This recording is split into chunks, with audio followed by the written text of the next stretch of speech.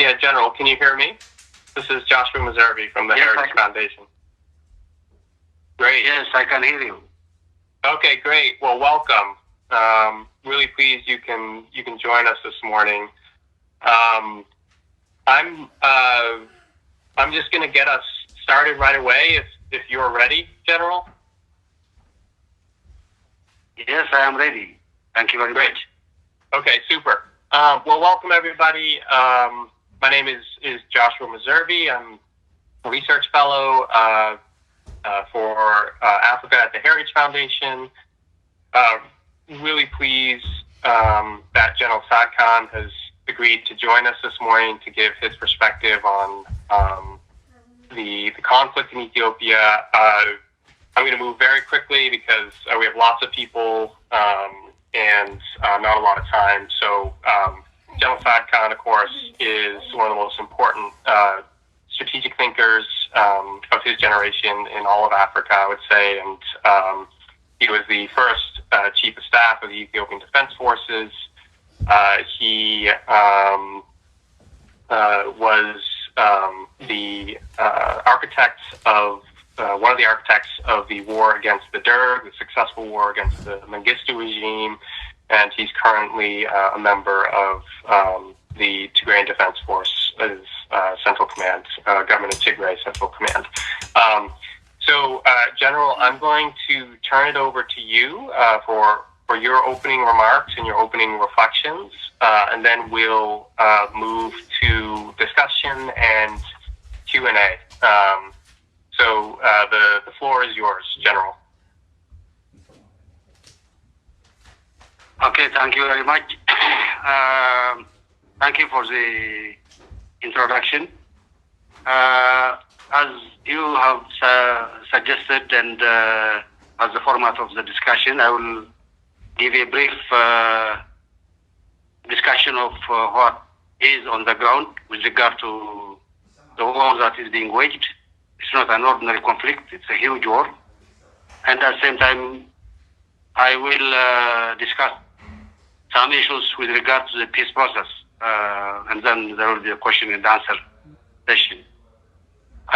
First, what I would like to say is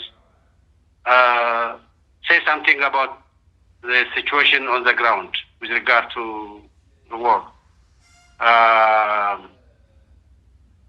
This meeting is being recorded and or transcribed. Resumption of war started a month and a half ago.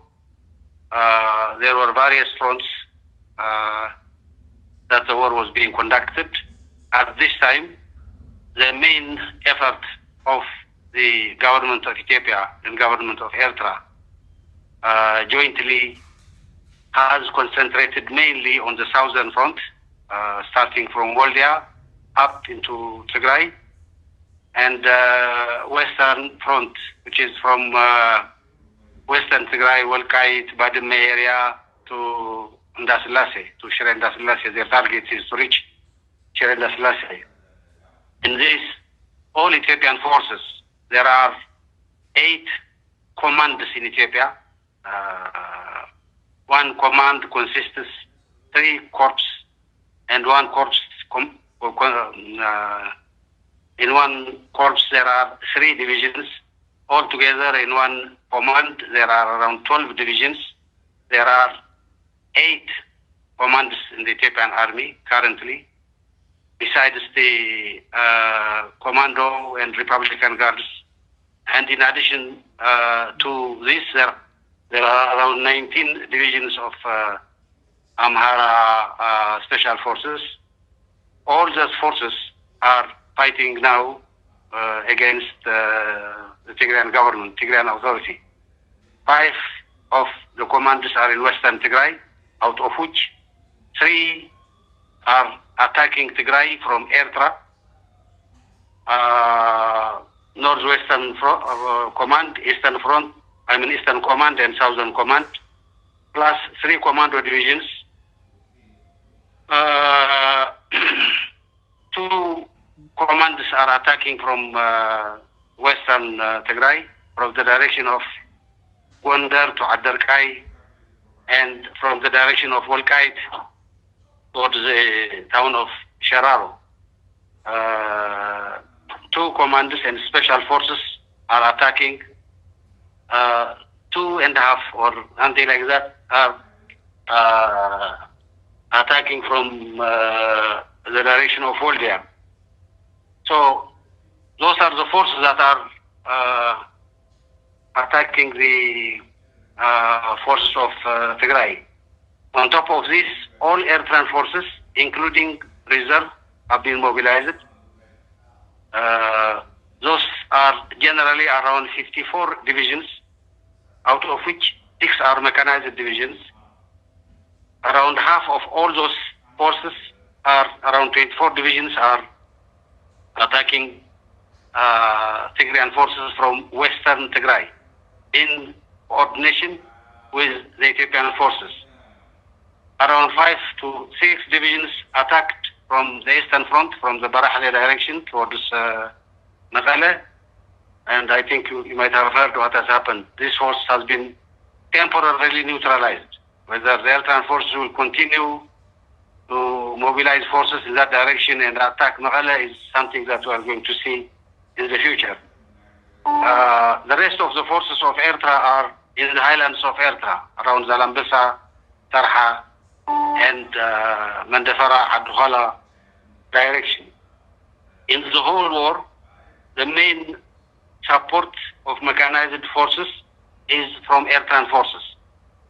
The Eritreans have relatively more mechanized units, more tanks and more artillery. They have a huge arsenal of ammunition. They don't have any problem because they have taken a lot from the Ethiopian army, and they are being replenished continuously from Addis Ababa. Logistical support is from Eritrea.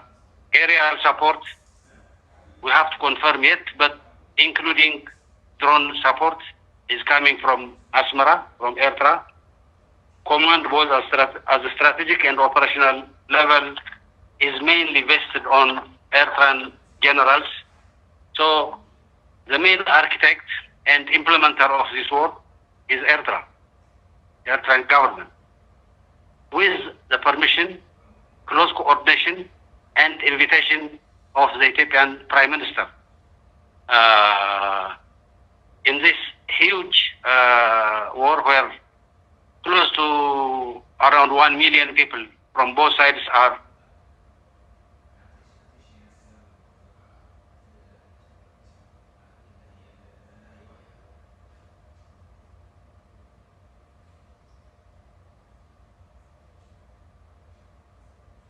General, you just went on mute.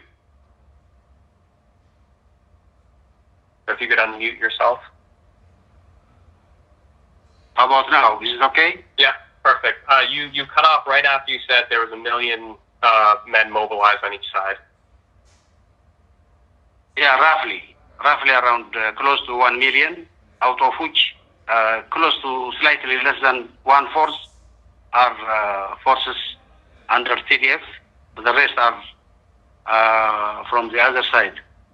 In this huge war where we are blocked for the last roughly 3 years, Tigray was blockaded 1 year before the war, and it has continued, especially after the government of Tigray controlled Mekelle. We are left alone with no other option except to fight for our survival. It is a declared intention of both the government of Abiy Ahmed and the government of Isaias Afwerki to finish not only TPLF and its associates, but Tigrayans in general, because of who they are. This war is, in my opinion, a regional war. It has extremely far-reaching implications. If they get their way, the whole geopolitical landscape will change. Isaias will be the boss of the region. He has already brought Abiy Ahmed into his pocket. Abiy Ahmed doesn't have any other alternative except to obey what Isaias has failed him. It is public secret that Isaias' next target is Sudan. So the whole region, if Isaias could break the resistance of EDF and the Tigrayan people, he is out to dominate the region and implement his version of governance, which is very much known. I don't need to go into that detail. So this is the consequence. And on the other hand, if the Tigrayan resistance prevails, there will be a chance for the region to restructure the whole politics in a way that benefits the general public, all Ethiopians, including Eritreans as well. So it has far-reaching strategic implications in shaping the geopolitical situation in this part of the world where, you know, as it's known, this region is situated in the western part of the Red Sea. The strategic significance of the Red Sea is very much known. I don't need to go into that detail.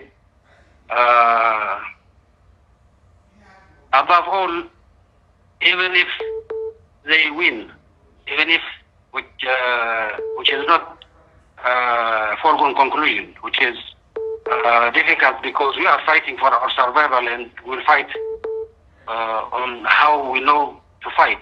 But hypothetically, if they win, there will not be peace. Almost half of Ethiopian defense forces are in Eritrea. Whether those forces will be extricated or come out of Eritrea willingly is doubtful, because Isaias has a habit of retaining those forces and using them for his own purposes. And Isaias, Eritrea cannot dominate Ethiopia, even if they wish so, because it's not a matter of Abiy Ahmed. The whole Ethiopian population will not accept the domination of tiny Eritrea, huge Ethiopia, which has far-reaching implications. And Ethiopia cannot again reconquer Eritrea. So the scenario, even if this war has been has gone according to their script, it does not bring peace. It will bring another level of complicated political security challenges to the whole region.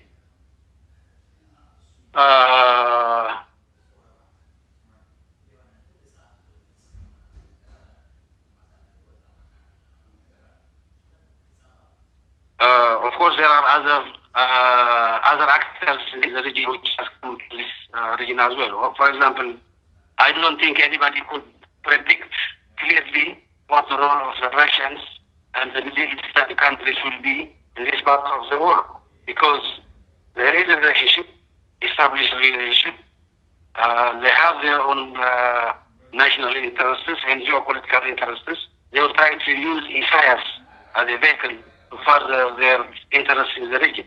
So not only there will not be peace in the region, but it will be an internationally complicated geopolitical situation because of the strategic nature of the areas that we are talking about. So if I say this much about the nature of the war, who is actually leading and the architect of the war, the next issue will be how do we extricate ourselves from the current predicament that we are in. For us, Tigrayans, peace is a strategic choice because of what we are, who we are, where we found ourselves to be. Only we demand that there is a credible and impartial peace process. We don't want to be controlled and dominated by other forces. We want to have a fair share of our role in the political dispensation of Ethiopia. But the current arrangement is such that the desire is to not only dominate and control Tigray, but exterminate the population. I'm not talking to exaggerate the situation. They have done it in the past. They will continue doing it in the future. They are doing it currently in the areas Eritreans and Ethiopians control in western Tigray, in Abiabo. They are raping, they are looting, they are killing, they are exterminating people. That's what is happening. So the only chance left for Tigrayans is to fight for survival or demand a credible and impartial peace process that will resolve the problem. We have negotiated, confidentially, but now I don't think it's no more confidential process. I don't need to go into the details. We have met 3 times with the Ethiopian authorities. We have discussed, and I would like to thank the American government for organizing those meetings. Without going into the details, in all the 3 occasions, we reached agreements. We abided ourselves by the agreements reached at that time. But we were betrayed in all 3 occasions. The last being the one that was done in Djibouti, where we came out with a clear proposal of cessation of hostilities. And of course, what needs to be done in the cessation of hostilities. This has been made clear in the proposal of the Ethiopian government on September 11 to the whole world. Those proposals did not come out of the blue. They came on the basis of the meetings we had with the Ethiopian authorities at different times.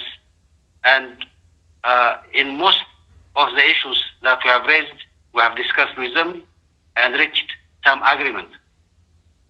But betrayed. There is no, up to now, there is no response to our September 11 call for an agreed cessation of hostilities. Our proposal is to end the carnage. We need to start a peace process. The peace process cannot start just simply by saying let's start a peace process. The first thing we have to do is we have to come into a cessation of hostilities. People are shooting at each other. This has to stop. There is a carnage that's being done. This has to stop. The first thing to do this is a cessation of hostilities. As you all know, cessation of hostilities is transitory. It can go to peace or it can go to war. We, from the Tigrayan side, would like it to go into a peace process. We don't want it as a truce.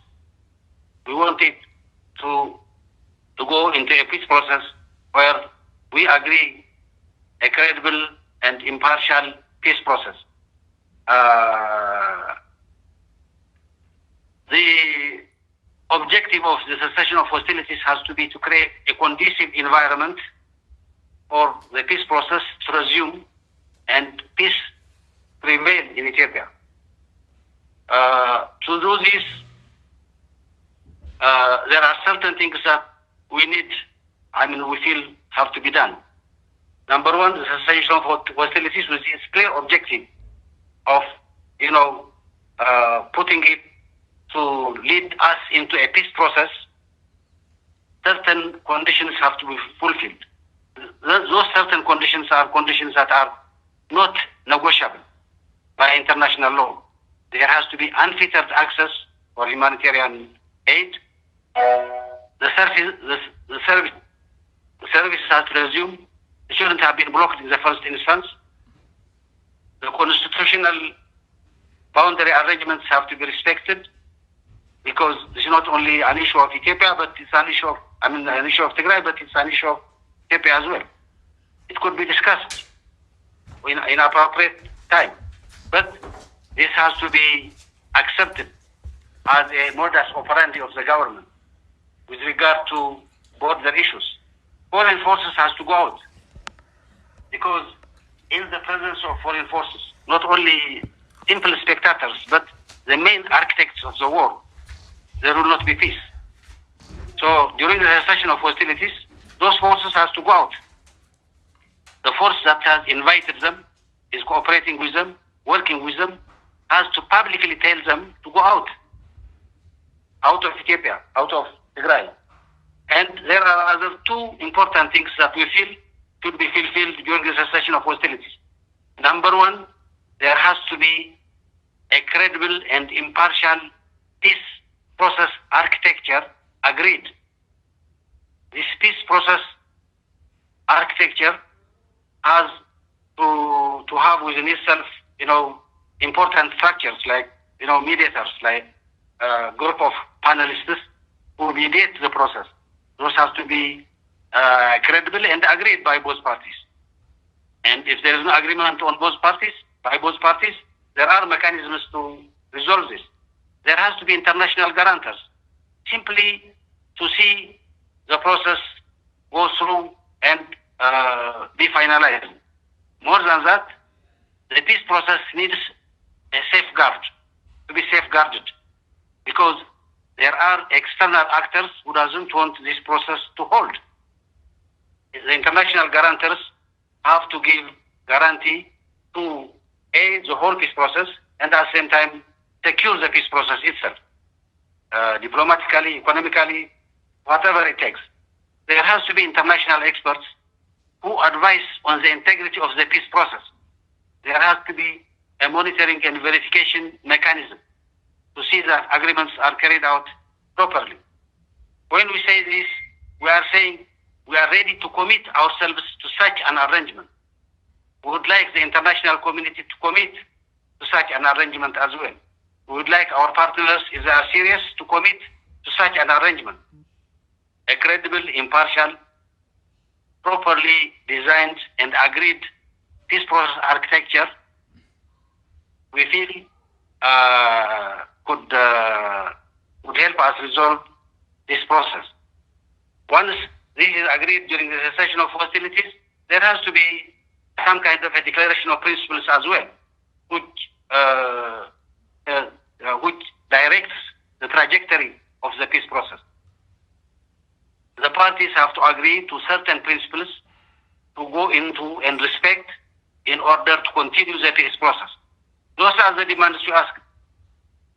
We feel those demands are not only fair, but at the same time, it demands us to be committed to the peace process.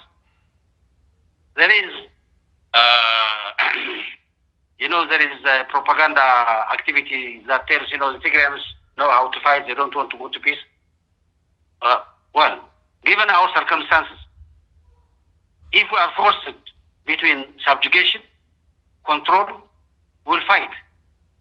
But we would like to have a fair and credible, impartial peace process, internationally designed and accepted, and we would like to abide ourselves by that process, and will accept whatever comes out of that process. We made this clear.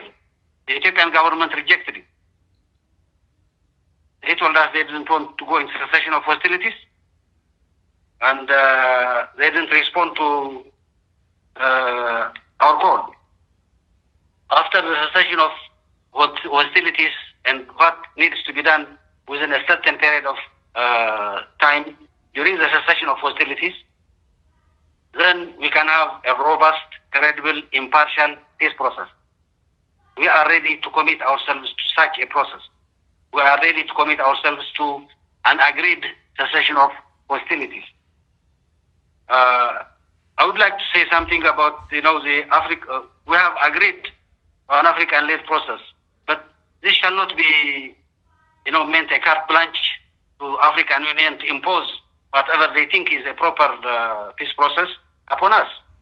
It has to be discussed and agreed between the parties, not only between us, but between us and the Ethiopian government as well.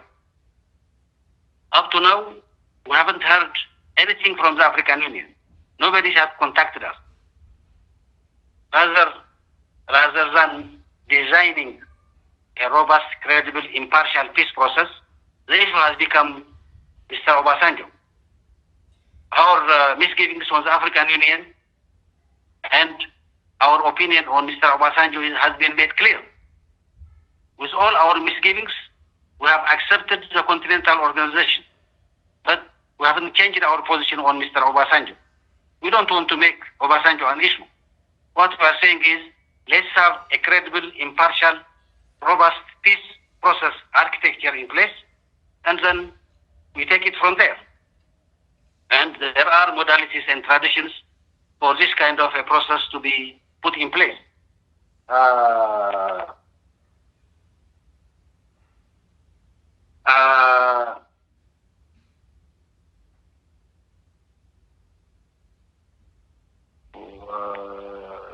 For the people of Tigray, as I said earlier, we don't have any other choice except to go into a credible, impartial peace process or fight for our survival. I don't know how much we have explained this to the international community, but generally the feeling we have is Abiy Ahmed and Isaias Afwerki have been given a blank sheet of paper to write whatever they want, to do whatever they want, to finish the whole situation by war and continue their extermination of the people of Tigray, as they have done it in the first round of fighting, and continue to do in the second round of fighting, where their forces control some areas, northern Tigray and western Tigray. So we don't want this to continue. If this is a choice, we don't have any other choice except to fight. But we are demanding the international community to have in place a proper, credible, impartial peace process, as I explained earlier. This starts with an immediate agreed cessation of hostilities. Once we stop shooting at each other, then and do certain things that will create a conducive environment for peace, then we go into a peace process that will culminate in a comprehensive ceasefire agreement. That comprehensive ceasefire agreement, in our opinion, will lead us into an all-inclusive political dialogue, where all political parties in Ethiopia participate, including us, and then try to resolve the political predicament of this country in a manner where people's voices are properly heard. Whether the current Prime Minister will continue as a Prime Minister or not is up to the people of Ethiopia. They have to choose their leader, and that's how it should be decided. But one thing that has to be clear is the fate of the state of Ethiopia and the fate of one leader are two different things. The fate of the state of Ethiopia is now under serious jeopardy. We are begging, let's go into a peace process and try to save the state of Ethiopia.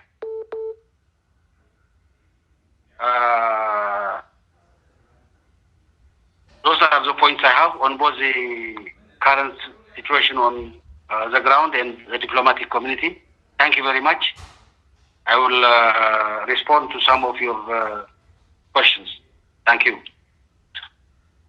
Great. Well, thank you, General. I really appreciate that overview, and I was frantically scribbling notes here because there was a lot there. I'll start with just one quick question. For those of you who have questions yourselves, you can use the hand raise emoji, and then I'll call on you.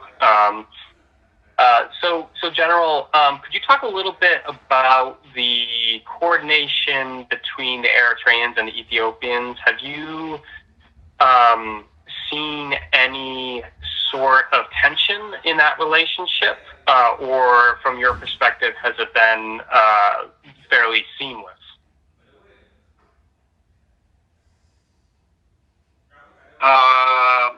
Well, there are reports that we get.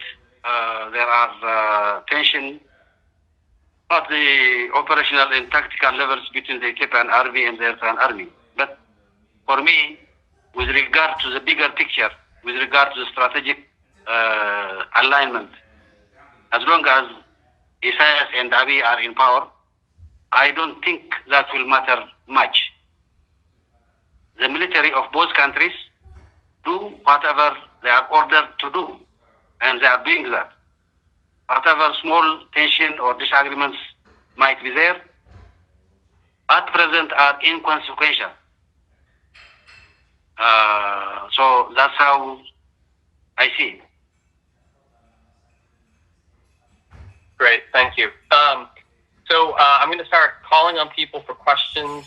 Please identify yourself before you ask your question. I also just wanted to remind people, as I stated in the email, this is on the record and it is being recorded. So just a reminder for you all. So we will go to Tibor. Okay, General, thank you very much again for joining us. Josh, can you hear me? Okay. General, from your description of the military situation, I can imagine that Prime Minister Abiy and Isaias would feel like that they have an advantage, and every day goes further to their advantage. Can you realistically anticipate that there is a way open for the Tigrayan forces to still have a victory, or at most to protect Tigray? I mean, we all know how difficult the terrain is in Tigray and how impossible it is for a invading army to hold it. So if you have to maintain the military posture, are the Tigrayan defense forces capable of doing that? Again, thank you for joining us. Over.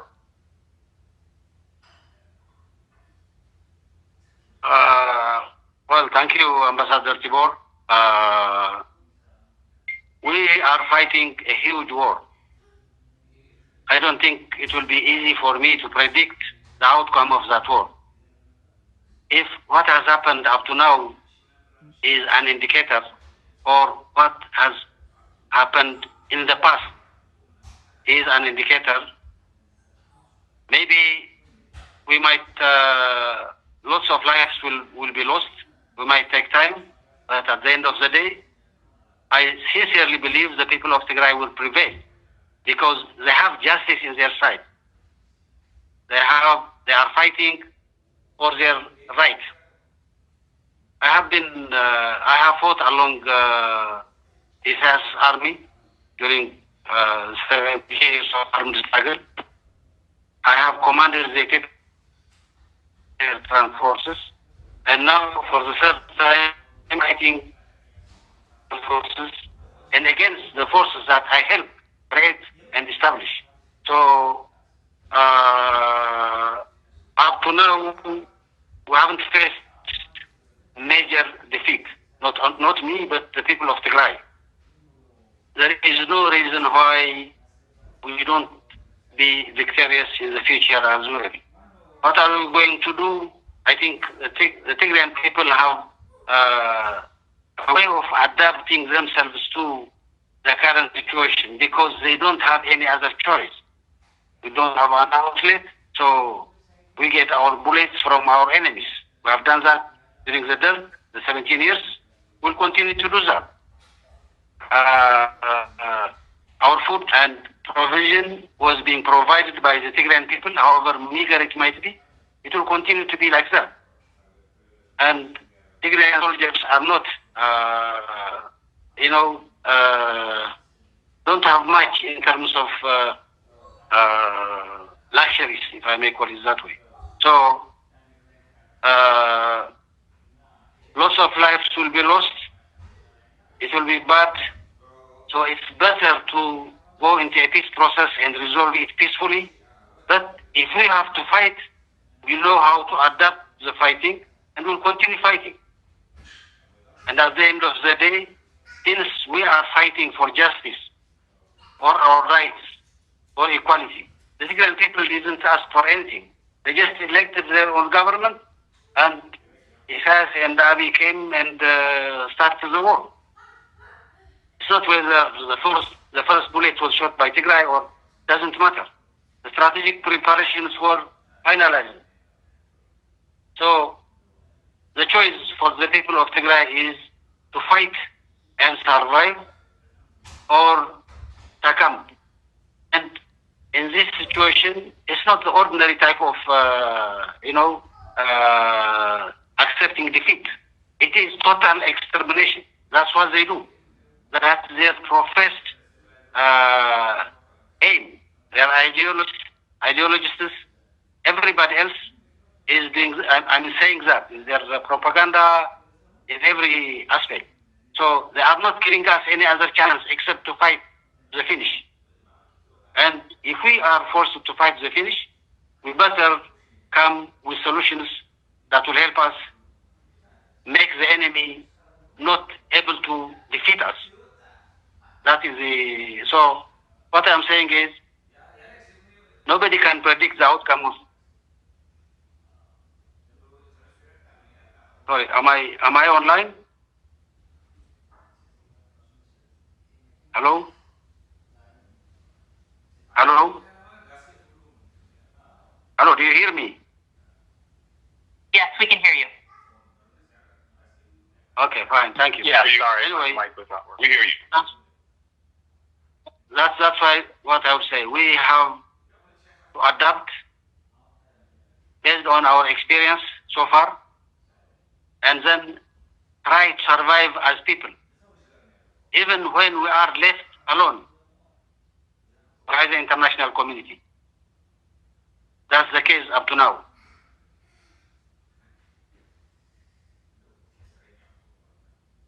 Great. Thank you, General. We have a lot of questions here, so I'm going to ask the people who have questions to make them very short and to the point, please. And again, please remember to identify yourself. So Ted, you are next.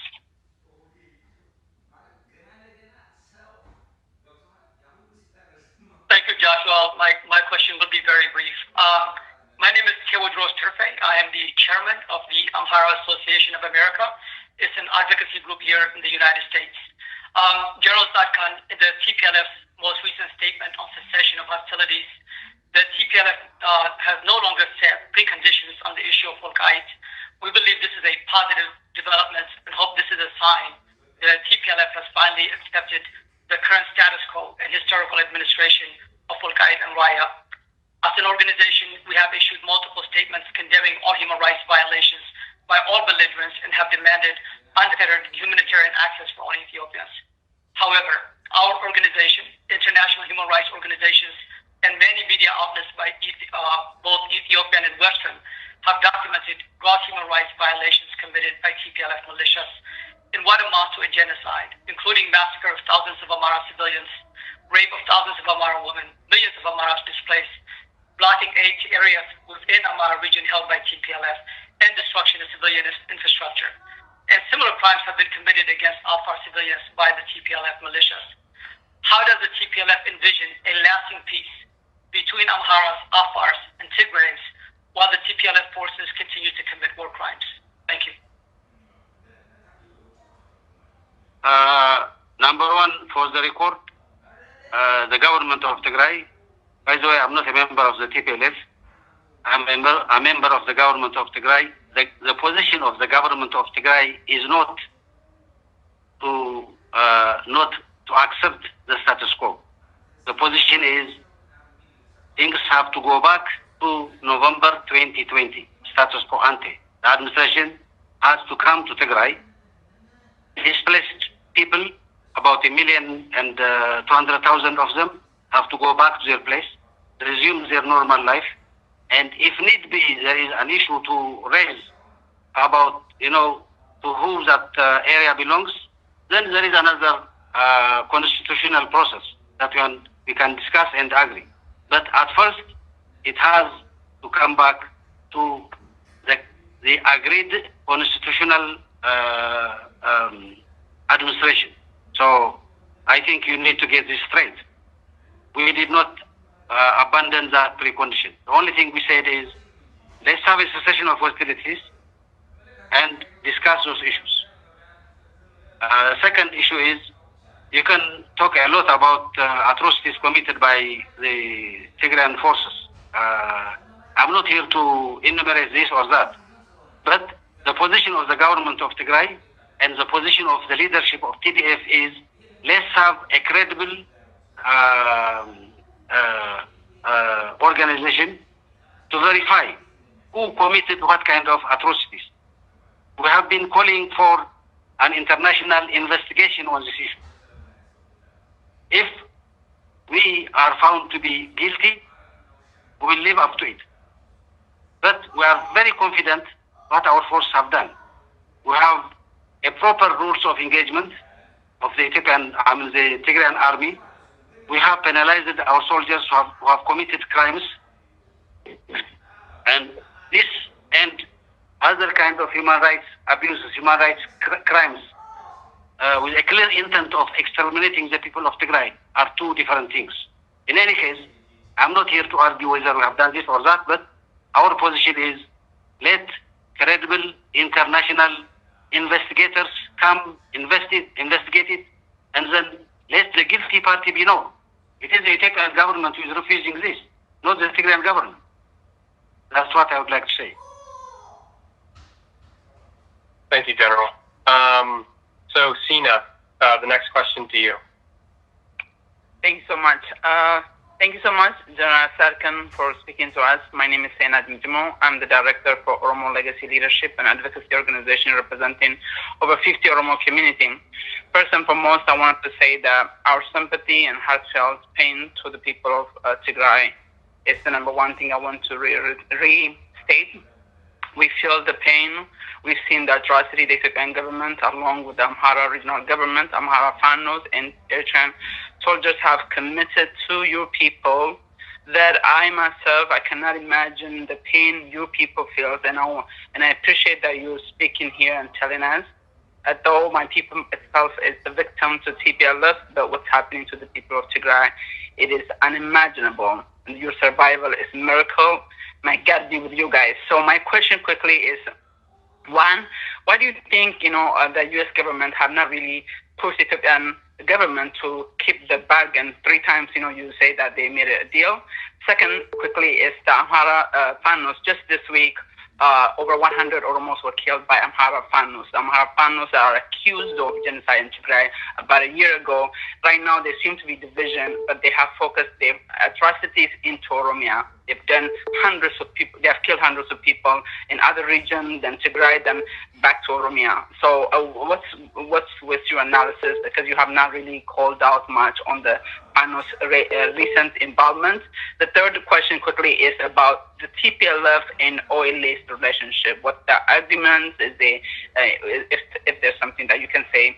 And again, thank you so much, Josh, for the opportunity.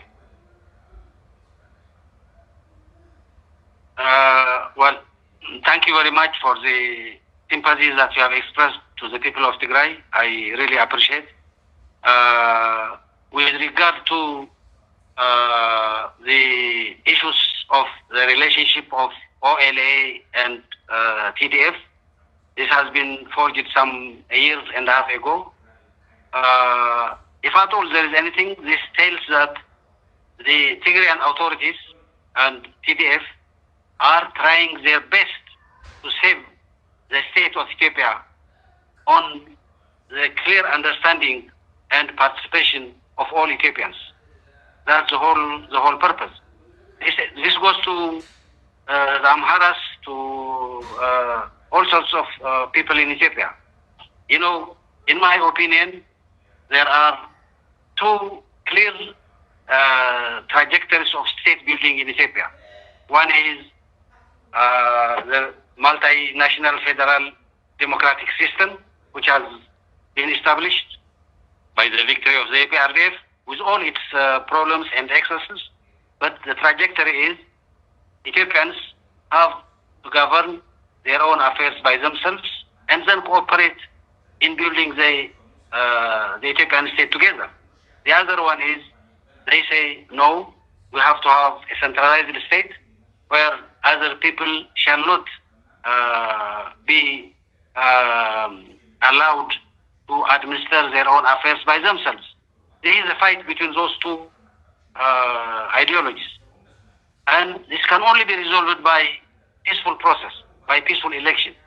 If the Ethiopian people elect not by force, but by voluntary democratic process to go into a unitary system, then that's one way of building the Ethiopian state. Or the other one is the other aspect as well. I know what I would like to say is the relationship of the OLA and the TDF or the Tigrayan authorities is based on this multinational federal constitutional arrangement, and it will continue to be so. This does not exclude anybody. It includes anybody who has this vision of building an Ethiopian state that will gradually evolve into a strong state. So I do really sympathize with the atrocities that are being committed in Oromia as well. And by the way, these atrocities are happening anywhere, not only in Oromia and Tigray, but in many parts of Ethiopia where there is an opposition to the Ethiopian central government. And I thank you very much. Thank you, General. Go to Terry next. Thank you, Josh, and thank you, General Tzadkan, for that detailed briefing. This is Terrence Lyons from George Mason University. I want, in some ways, my question is takes off on the last two questions as well, but let me phrase it a little bit differently. What I kept writing down when I was listening to you and then underlined and then put stars next to was the phrase credible, impartial, and robust peace process. I mean, credible and robust, I think, are clear. Robust, you talked about the need for guarantors and peace process architecture. What is not as clear to me is what you mean by impartial. And let me put my question directly this way. Is it the government of Tigray's position that support for the 1995 Constitution is the impartial position? Or does the government of Tigray see this as a highly contentious position in which other actors to the conflict do not accept? Thank you. Thank you, Mr. Terrence. And our position, the position of the government of Tigray is any peace process that shall go forward has to accept, in our opinion, it is, of course, contingent to our other partners to accept this as well, has to accept the 1995 Constitution as a basis for resolving the conflict in Ethiopia. We don't see it as impartial. Well, I know there are other forces who say this has to be scrapped. Well, this has to be scrapped on the basis of the will of the Ethiopian people. It shall not be scrapped by means of arms. That's where the problem comes. If this is put into a verdict of the Ethiopian population, it gives all chances of amending it, see the experience so far, and then develop it. Or other parties might say it's not for us, and we shall go our own way. So, but if I have clearly understood your question, I don't see it as impartial. I see it as a basis for resolving the problems in Ethiopia, not only in Tigray, but in other parts of Ethiopia as well.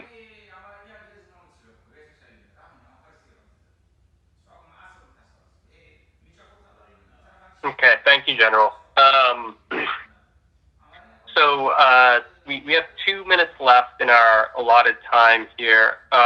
General, do you have an extra 5 minutes to spare if we go a little bit long? Fine, go ahead. Okay, great, thank you.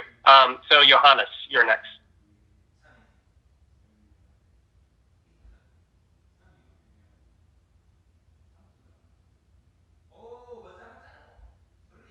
I need to unmute Johannes. Hi, thanks, Josh, for the opportunity, and please allow me to use this opportunity to thank General Tsadkan for his time as well. First of all, my sympathy also goes to the our people of Tigray. But particularly, General Tsadkan, I would like also to take this opportunity to witness your commitment to a peaceful resolution of the crisis when it all began. And I'm extremely happy to see you as one of the negotiators along with Advocate Tacho in this process. And it is my prayer and my hope that you will help the international community as well to make sure that this crisis to be peacefully resolved. Quickly, my question to you, General Tsadkan, what do you think is the international community taking so much long in helping this process to end and resolve it peacefully? Do you think the international community, whether the African Union, United Nations, Security Council, are they all coordinated to approach this process and to end the war, or everybody has different agendas? If they do have different agendas, what is their agenda in the whole? Do they have a clarity that they are guided this approach? Because if they are not really coordinated, then I think what would be your advice to this international community in this process? That's my first question, John Tsadkan. And I'm extremely again happy that to hear you say how committed you are not only to address the issues in Tigray, but also overall in the country. Your commitment to saving Ethiopia is really, really highly appreciated. And I would like to take this opportunity, General Tsadkan. What would you say to the people of Ethiopia, not just the few people, but I think the majority of Ethiopia who are committed to see a peaceful resolution? How do you want them to support this process so that at the end of the day, we have an Ethiopia that we all wanted to have? So these are just my couple questions to you, General Tsadkan. Well, thank you very much, and nice to see you again in such an arrangement. In any case, for the people of Ethiopia, what I would like to say is, let's stop this madness, let's stop this war, let's agree on cessation of hostilities and discuss our differences, resolve our differences peacefully.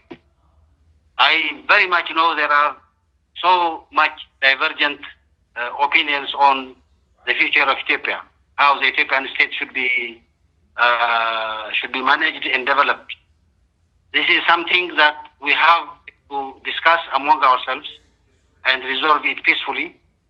We might not agree on all issues, but as normal in the rest of the world, if there is a genuine participation, then the other issues on the basis of the current constitution could be resolved.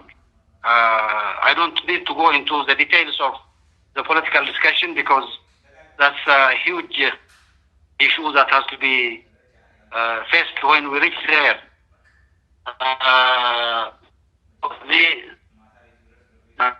I'm asked about the international community. Number one, I would like to again appreciate the American government for their commitment so far and assisting the process to come into an understanding in the past. Above all, I really appreciate what the American government has done in terms of humanitarian aid to the people of Tigray, which reached the people of Tigray at a very critical moment. Apart from this, then there are issues that I don't understand either. It is for the American government to explain. I have put the strategic significance of this war. Isaias is the architect of this war. He is leading the whole thing. He has allied himself with the Russians and trying to make it a regional war.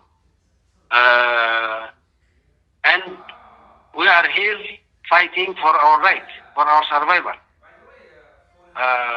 It looks like recently the international community have allowed both Isaias and Abiy to get their way, do whatever they can to defeat us militarily for 1 month and a half, non-stop, day and night fighting.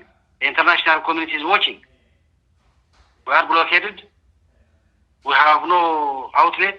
We don't have any resources, but this has continued. Why is the international community, we have clearly put our proposal on a peace process to start from a cessation of hostilities and then continue the next process. But there is no strong reaction to make it happen. Why is that so? I don't know.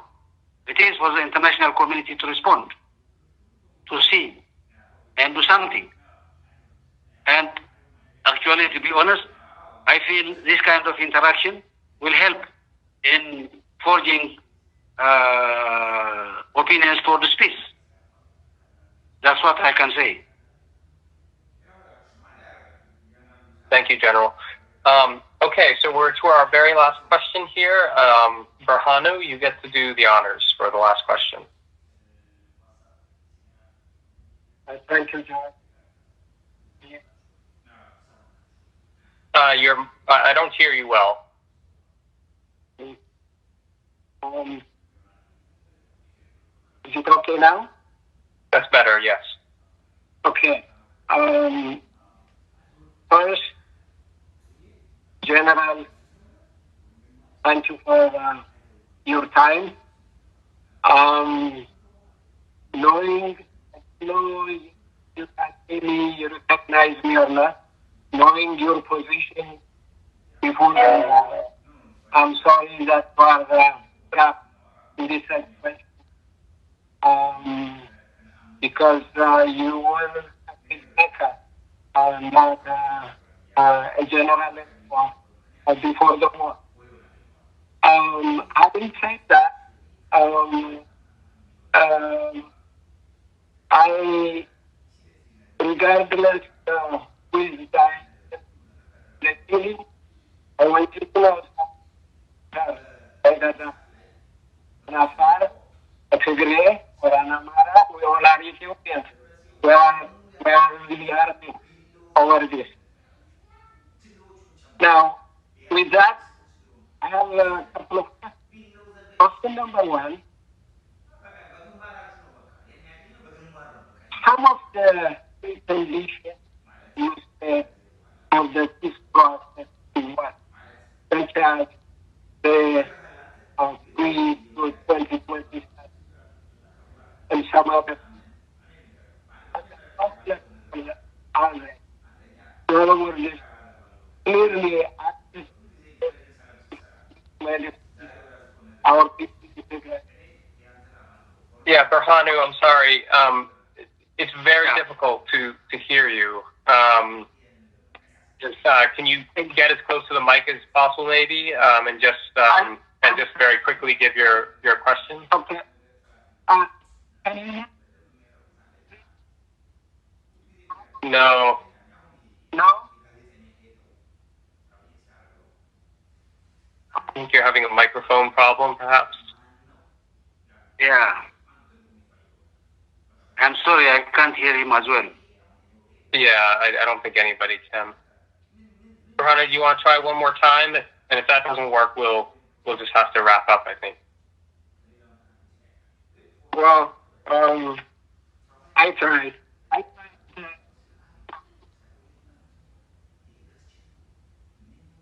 Yeah. Maybe somebody with me. Can you check? Yeah. So, no, you're not on mute. It's just the microphone is very foggy and difficult to hear. So I'm sorry, Berhanu. I think we're not able to hear you. So